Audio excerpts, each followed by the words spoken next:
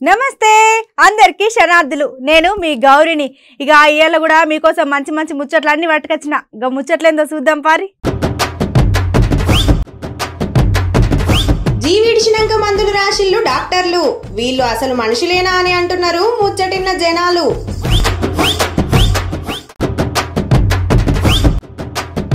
Vote వేయకపోతే ఆపుతాడంట సంక్షేమ పథకాలు గట్ల వేస్తే మేము అసలే ఓట్లు వేయమని అంటున్నారు అక్కడున్న ఓటర్లు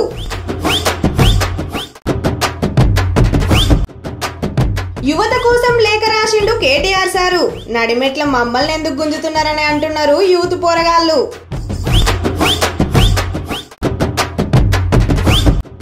బండి సంజయ్ సార్ విడుదల చేసిండు పోస్టర్లు చూసిన పబ్లిక్ అంటున్నారు సార్కి కొట్టాలి సప్పట్లు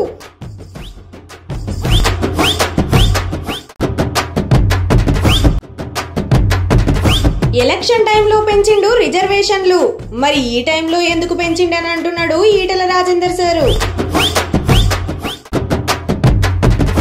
మనిషి చచ్చిపోయాడు అయినా మందుల దుకాణంలా మందులు రాసిరు మనిషి చచ్చిపోయినాక కూడా మళ్ళీ ఆపరేషన్ చేయాలని అంటున్నారు అక్కడ ఉన్న డాక్టర్లు ఏంది మన చిరంజీవి సార్ తీసిన ఠాగూర్ సినిమా యాదికొస్తుంది కదా అచ్చం గట్లనే అయింది గి దావకానలా ఇక ఆలస్యం చేయకుండా గముచ్చటేందో చూద్దాం పారి మనిషి చచ్చిపోయాడు అయినా మందుల దుకాణంలో మందులు రాసిలు మనిషి చచ్చిపోయినా కూడా మళ్ళీ ఆపరేషన్ చేయాలని అంటున్నారు అక్కడ ఉన్న డాక్టర్లు ఏంది మన చిరంజీవి సార్ తీసిన ఠాగూర్ సినిమానే యాదకొస్తుంది కదా ఇక అసలు ముచ్చట ఏంటంటే ఈ నల్గొండ జిల్లా యశోద హాస్పిటల్ అనే పెద్ద హాస్పిటల్ ఒక పొల చచ్చిపోతానట ఆ పొల చచ్చిపోయినాక కూడా ఆ పొల మీద 50,000 మందుల చిట్టీలు రాసిల్లట ఇక అట్లా చిట్టీలు రాయంగానే అయ్యో పాపం బిడ్డ ఎక్కడ ఆగమవుతుందో బిడ్డ పానాలు ఏడబోతాయని కంగారు ఆగమాగాన అవ్వయ్యలు ఇక భూమి దామి చెలక ఏది ఉంటుంది అమ్మి అట్లనే మెడలున్న పుస్తల తాడు కూడా ఉదబెట్టి ఉన్నాయి లేని పైసలన్నీ పట్టుకొచ్చి మందుల సీటు కడగట్టిన తర్వాత ఆయనతో పానమే బాయే ఇక పానం పోయినాక అయ్యో సారు ఏందని వాళ్ళ గోస చెప్పుకుంటాడు అక్కడ ఉన్న డాక్టర్లు లేదు ఆ ట్రీట్మెంట్ అయింది ఈ ట్రీట్మెంట్ అయింది ఇన్ని పైసలైనా అన్ని పైసలైనా ఉన్నాయి లేని అన్ని గుంజిలట అరే చచ్చిపోయిన పైసలతోటి పైసలు సంపాదించలేంది ఏ గిసొంటి డాక్టర్లు ఉంటారా ఇక డాక్టర్లు అంటే పానం బతికియాలి కానీ గట్లా పానం తీసుడేంది పానం తీసిన తర్వాత గట్లా పానంతో పైసలతోటి ఏంది అని చెప్పేసి మస్తుకరం అవుతున్నారు ఈ ముచ్చటైన పబ్లిక్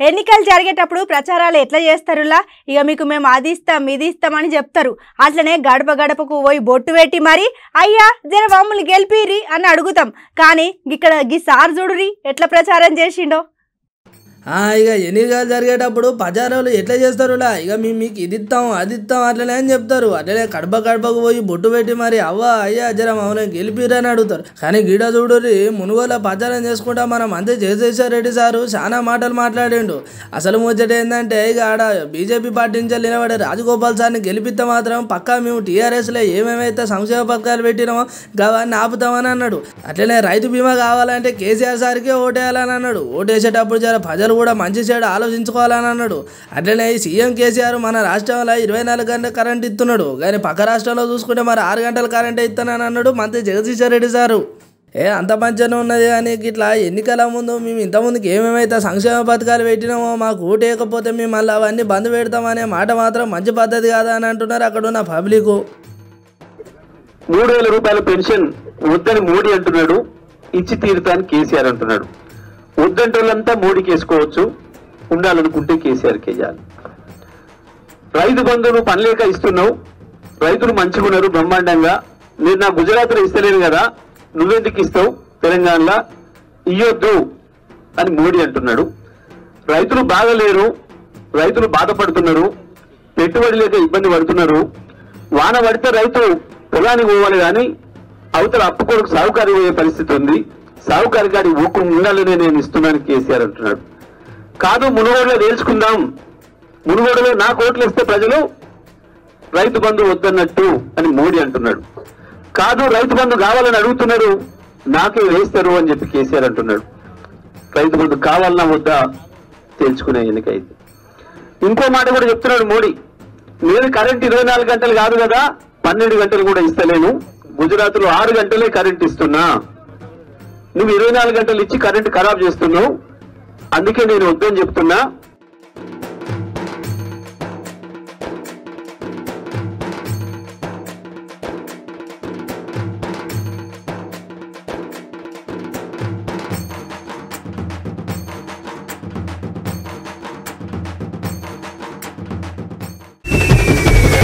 మన తెలంగాణ మంత్రి కేటీఆర్ సారు మన దేశ పెద్ద సార్కు ఏమో బహిరంగ లేఖ రాసిండంట. మరి ఈ ఎన్నికలు నడుస్తుంటే ఉన్న పలంగా మన మంత్రి కేటీఆర్ సారు ఇట్లా బహిరంగ లేఖ ఎందుకు రాసినట్లు, అసలు సారేం రాసిండు ఇంకా ముచ్చట మనం కూడా ఇందాం పారి. ఇక ఇక్కడ పెద్ద సార్ అంటే ఎవరో అని పరిచయం కాకూరి మన కమలం పువ్వు పార్టీ, అట్లనే మన దేశానికి పెద్ద సార్ ప్రధానమంత్రి మన మోడీ సారు. ఇక ఇక్కడ అసలు ముచ్చట ఏంటంటే మన ప్రధాని మోదీ రోజ్గార్ మేళా అనే పేరుతోటి యువతను మోసం చేస్తున్నారని మన ఐటీ శాఖ మంత్రి కేటీఆర్ సారు చాలా ఇరుచుకపడ్డాడు. ఇక ఈ రోజ్గార్ మేళా అనే దాని మీద ముచ్చట మీద ప్రధానమంత్రికి లేఖ రాశాడు మన మంత్రి కేటీఆర్ సారు. ఇక బీజేపీ ఎన్నికల ముందును ఇట్లా యువతను మోసం చేసే ప్రచారాలు పక్కన పెట్టాలని లేఖ రాసిండు. అట్లనే దేశంలో నిరుద్యోగ సమస్యల పైన కేంద్రం చాలా ఆలోచన చేయాలి, అట్లనే ఏడాదికి 2 కోట్ల ఉద్యోగాలు ఇద్దామని మాటిచ్చిన మోదీ 8 ఏళ్ల 16 కోట్ల ఉద్యోగాలు ఇచ్చిల్లని మంత్రి గట్టి సవాలేసిరిండు. ఇక కేంద్రంపై యువత తిరగబడే రోజు ఇక తప్పగానే వస్తుంది, అట్లనే తొందరలోనే ఉన్నదని గట్టిగానే సవాల్ ఇచ్చినాడు మన మంత్రి కేటీఆర్ సారు. ఇక ఇవన్నీ కాదు, ఏదేమైనా రాజకీయాలకు యువతను తీసుకురావద్దు, అట్లనే ఎన్ని లొల్లులున్నా ఎన్ని పంచాయతీలున్నా మీరు చూసుకోవాలి, అట్లనే మీరు తశో చేసుకోవాలి, కానీ ఈ యువతను మాత్రం మధ్యలో గుంజొద్దని అంటున్నారు ఈ వీడియో ఉన్న పబ్లిక్.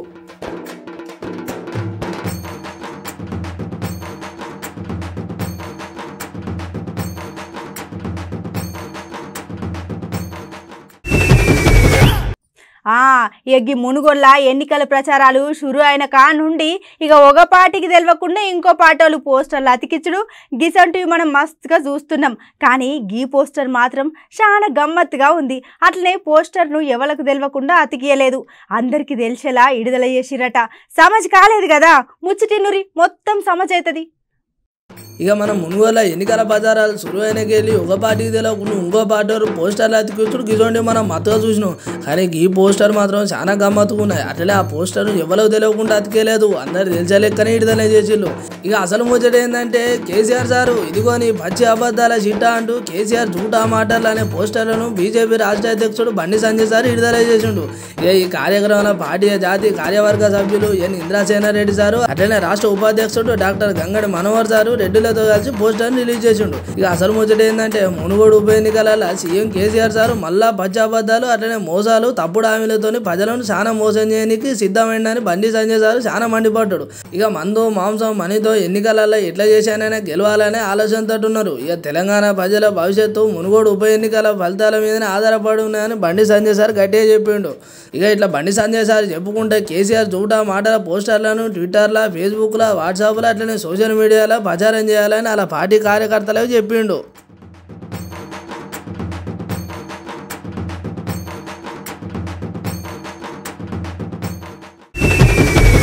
ఇక ఎన్నడూ ఏపీఎన్ రోడ్లు ఎమ్మటే ఏపిస్తారు, ఎన్నడూ లేని నల్ల నీళ్లు పొంగుకుంటా మరి ఇంటి ముందట వారుతాయి. ఎప్పుడు చీకటితో ఉండే ఇండ్లు ఎలక్షన్స్ రాగానే ఎలుగుతాయి. ఇప్పుడు మన మునుగోడులా గట్లనే ఉంది గీ కథ. ఇక ఎన్నడూ ఏపీఎన్ రోడ్లు ఎమ్మటే వేపిస్తారు, ఎన్నడూ లేని నల్ల నీళ్లు పొంగుకుంటా మరి ఇంటి ముందర వారుతాయి. ఎప్పుడు చీకటితోనే ఉండే ఇండ్లు ఎలక్షన్ రాగానే ఎలుగుతాయి. ఇప్పుడు మనం మునుగోడులో కూడా గట్లనే ఉన్నది ఈ కథ. ఇక అసలు ముచ్చట ఏంటంటే మునుగోడు ఉప ఎన్నిక వచ్చినానికే మన సీఎం కేసీఆర్ 9 ఏళ్ళుగా పెండింగ్లో ఉన్న గిరిజన రిజర్వేషన్ ఇప్పుడు పెంచండి అని ఈటల రాజేందర్ సార్ అన్నాడు. అట్లనే నల్గొండ జిల్లా నాంపల్లి మండలం రాందాస్ తాండలో ఆయన ప్రచారం చేస్తుంటే గిరిజన జీవితాల్లో వెలుగు నింపుతానన్న కేసీఆర్ సారు మరి వాళ్ళ భూములు లాక్కున్నాడని కూడా మధ్య రైతు గరమైండు.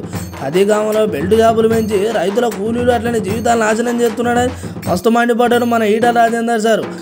సార్ అన్నదంటే తప్పే ఉన్నది, ఉన్న ముచ్చటే అన్నాడు కదా. ఇప్పుడు మా దగ్గర ఎన్నికలు నడుతున్నాయి కాబట్టి ఇప్పుడు మేము ఏది అడుగుతా అది ఇస్తారు, అట్లనే మేము ఏది అడుగుతా అది చేస్తున్నారు అంటున్నారు అక్కడ ఉన్న పబ్లిక్.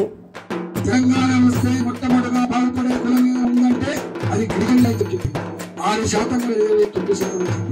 మరి ఎన్ని సంవత్సరాలు 8.5 సంవత్సరాలు గడిచిపోయినప్పటికీ కూడా ఈనాటికి ఉన్న వరకు ఎక్కడ కూడా రిజర్వేషన్ 29%. బాబాసాహెబ్ అంబేద్కర్ గారు ఎస్సీల కోసం ఎస్టీల కోసం వాళ్ళ జనాభా ప్రాతిపదికన ఆటోమేటిక్ గా రిజర్వేషన్ అని చెప్పి చెప్పినప్పటికీ కూడా 9 సంవత్సరాలు దాదాపుగా తాత్సారం చేసి మనకు రావాల్సిన ఉద్యోగాలు అప్పుడు చేశారు, మనకు రావాల్సిన విద్యా అవకాశాలు అప్పుడు చేసుకుని మన కళ్ళలో మట్టి కొట్టిండు. మునుగోలులో మన ఎన్నికలు వస్తే 33 తండాలు ఉన్నాయి. మునుగోలులో వీళ్ళ ఓట్లు రావాలంటే ఏదో ఒక అబద్ధం ఆడాలని చెప్పి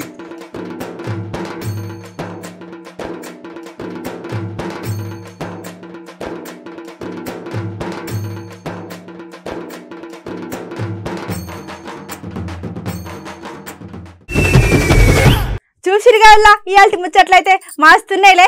గిసంటి ముచ్చట్లతో మళ్ళీ రేపు కూడా కలుసుకుందాం. అప్పటిదాకా చూస్తూనే ఉండుర్రి మన అమ్మ న్యూస్.